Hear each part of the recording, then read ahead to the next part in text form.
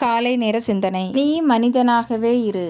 ஒருமுறை மகாகவி காளிதாசர் வயல்வெளியே வெயிலில் நடந்து சென்றபோது தாகம் எடுத்தது. சற்று தூரத்தில் ஒரு கிராம பெண் கிணற்றில் தண்ணீர் சேந்தி குடத்தில் எடுத்து வந்து கொண்டிருந்தாள்.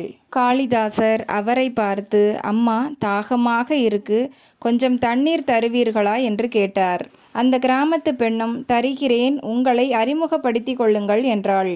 உடனே காளிதாசருக்கு ஒரு உயர்வு மனப்பான்மை ஏற்பட்டு, இந்த பெண்ணிடம் நாம் யார் என்று சொல்ல வேண்டுமா என நினைத்து, நான் ஒரு பயணி அம்மா என்றார். உடனே அந்த பெண், உலகில் 2 பயணிகள்தான், ஒருவர் சந்திரன், ஒருவர் சூரியன், இவர்கள்தான் இரவு பகலென பயணிப்பவர்கள் என்றாள். சரி, என்னை விருந்தினர் என்று வைத்துக்கொள் என்றார் காளிதாசர். உடனே அந்த பெண், உலகில் 2 விருந்தினர்தான், ஒன்று செல்வம், 2 இளமை, இவை 2ம் தான் விருந்தினராக வந்து உடனே போய்விடும் என்றாள்.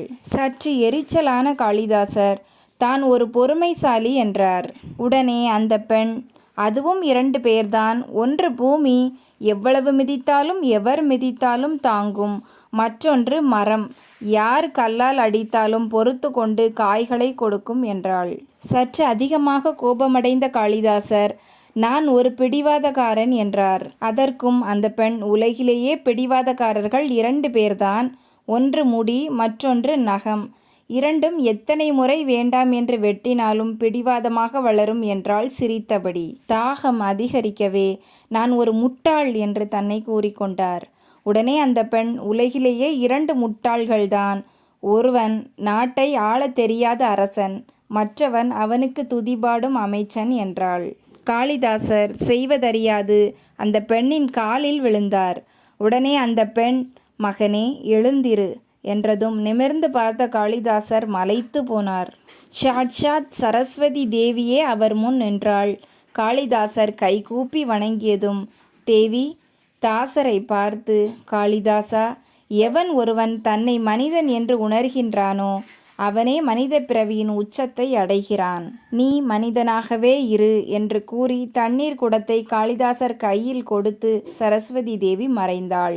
இதுபோலத்தான் குழந்தைகள் எதிர்காலத்தில் பணம் சம்பாதிக்கவும் வசதியாக வாழவும் பெற்றோர்கள் கற்றுக் கொடுக்கிறார்களே தவிர, மனிதனாக தாய், தந்தை, மனைவி, மக்கள், உற்றார் உறவினருக்கு, நம் தாய் நாட்டிற்கு, நமக்கு உணவு தரும் பூமிக்கு நாம் என்ன செய்ய வேண்டும் என்பதையும் கற்றுத்தர வேண்டும். பெற்றோரை, தாய் நாட்டை, உறவுகளை பிரிந்து ஏசி அறையே உலகம், கைபேசியே உறவு, பணம் சம்பாதிப்பதே வாழ்க்கை என வாழ்க்கையை இயந்திரமயமாக்கி மனிதநேயமில்லா வாழ்க்கை வாழக்கூடாது.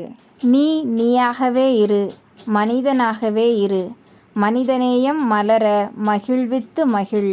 முகமலர்ச்சியோடும் நம்பிக்கையுடனும் எழுந்து புதிய நாளை துவங்க இறைவன் அருள் புரியட்டும். நல்லதே நினைப்போம், நல்லதே நடக்கும். நல்ல எண்ணங்களுடன் இன்றைய நாளை தொடங்குவோம். இந்த நாள் இனிய நாளாகட்டும். வாழ்க வளமுடன். நன்றி.